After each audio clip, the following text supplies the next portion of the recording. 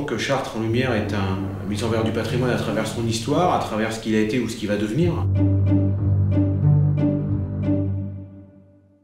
J'avais envie de faire quelque chose d'amusant, de drôle, pour changer un petit peu tous ces sujets un peu graves, voire abstraits.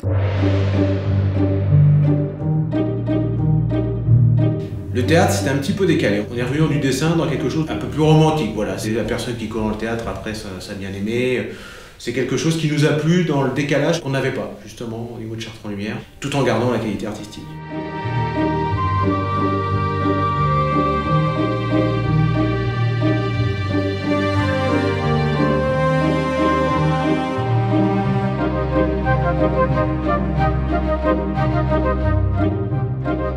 Le thème, c'est en fait deux jeunes qui s'aiment, mais la femme fuit l'homme, c'est l'homme qui essaie de la séduire.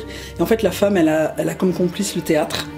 Et le théâtre va se jouer de l'homme pour essayer de refuser ses avances, mais de façon ludique. Il y a les transformations au mapping de ce théâtre qui se tord, qui cache la jeune fille, qui se met à se pencher à certains moments pour faire tomber le jeune homme qui s'approche.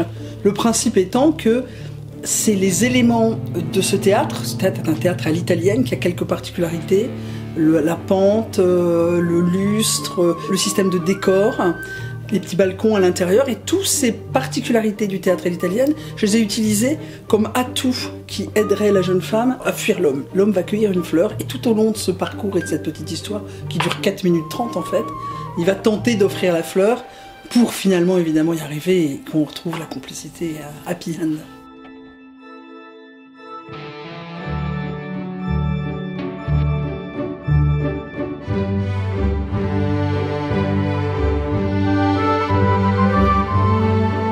Alors il y a un truc assez amusant, c'est qu'en fait c'est une histoire de famille.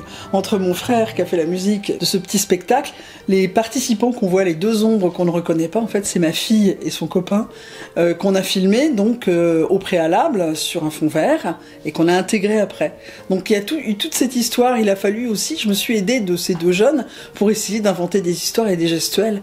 Et le propos d'utiliser le théâtre là où on pratique des jeux, où on trouve des complicités entre acteurs par rapport au public, etc. Mettre en scène deux personnages qui cherchent à se séduire et qui permettaient aussi de faire un traitement très coloré, qui sur un lieu comme ça était déjà un parti pris d'emblée technique qui m'a permis d'avancer après dans mon concept.